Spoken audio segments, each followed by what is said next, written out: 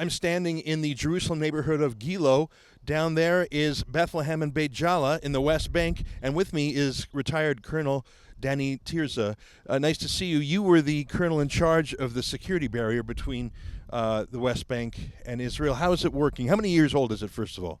It was start constructed here in 2002, and now we're in 2017, so 15 years that it works.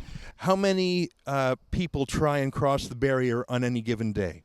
Today, maybe 20 to 30 times a week, someone tried to cross the fence. So 3 to 5 times a day. Are they people who are lost? Are they regular criminals? What's the breakdown of those 20 or 30 people a week? Most of them are criminals, some of them are illegal workers, and even Palestinian women that are running away from the families. You know what happened to a Palestinian wife if her husband suspects her. She better run away. How has it affected regular life, commerce? Can people on the Bethlehem side still come to Israel and vice versa? Yes, they have, but they can do it only through checkpoints and after a security check. Let's talk a little bit about Bethlehem. We can see a few churches. I see a golden dome there. That's a church, right? That's Saint Nicholas Church, very famous one in Beit Jala. Beit Jala. And can you point to, is that on the highest point there, is that Bethlehem on the highest point of that hill? On the top of the mountain, you can see the column there of Maria. Behind it, it's the Nativity Church.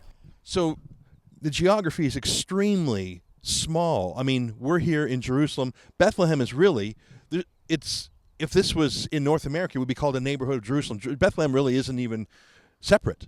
That's right. That we don't have any space here between Bethlehem and Jerusalem. Therefore, we had to build something on the ground to prevent these terrorists from coming to Israel. How are Christians treated in Bethlehem? I heard you say earlier today that the Christian population of Bethlehem is, did you say it's down to 12%? Is that the number? Yes. Today, most of the Christians ran away abroad from Beit Jala and Bethlehem after 1995, after the interim agreement between Israel and the PLO. When we let this area to the Palestinian Authority, most of the Christians ran away abroad from the Muslims because they want to have better life in the world and not living here under the Muslims. What was the Christian population before 1995?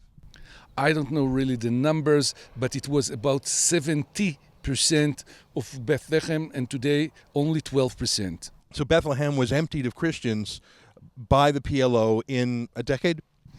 Yes, it wasn't by the PLO. The PLO wanted them to stay here, but the people in the streets, the Muslims, that they were jealous about the Christians, that they were richer, that they had better houses. So therefore, they made them very hard life. The Christians were modern, the Muslims were traditional. So they want them to go away, and they succeeded.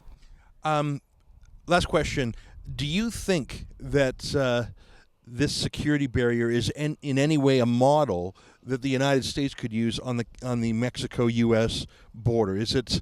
I mean, you have a lot of experience. Have you yourself been contacted by anyone in the United States to give advice? I was not, nobody called me yet from the United States, but I think that it's not only to build the infrastructure on the ground, it's to build everything around, to understand the security concept behind the barrier on the ground. Yeah. I mean, the barrier itself, I mean, let's look at the fence there. If you came with a ladder, you could probably get over that fence in what, 5 or 10 minutes. That's the whole point. It's not to stop people, it's just to detect them and delay them. Is that right? That's right. How long would it take someone, if there was no rapid response team? You told us earlier that the Army comes within 5 minutes. That's their quota. That's their goal. How long would it take to cross over the various layers there if no Army response was coming? About between 8 to 12 minutes. That's all. So you really only have 3 minutes of wiggle room there. That's right, and therefore we are working on both sides of this area. When we have the alert, first we are using our technology things to detect it, and then the patrols are coming, once from the valley and the two other from the mountain here to close the area. Last question. Has anyone crossed the barrier successfully? Have terrorists crossed the barrier successfully, or would you even know? Only when it was under construction. From the end of 2006 till today, we had in Israel only 33 terror attacks from the West Bank. I'm not talking about launching missiles. I'm talking about terrorists that crossed from the West Bank to Israel and succeeded to make terror attacks here. You say only 33. That's an enormous number to a Westerner. What was the number beforehand for comparison?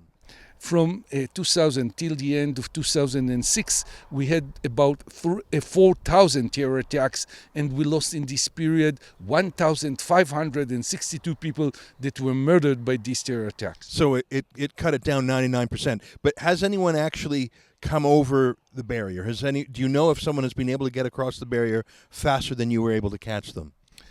Not yet. Yeah, that's pretty amazing. Colonel Danny Tirza, great to talk with you. Thanks for your time and expertise. Thank you. It's my pleasure.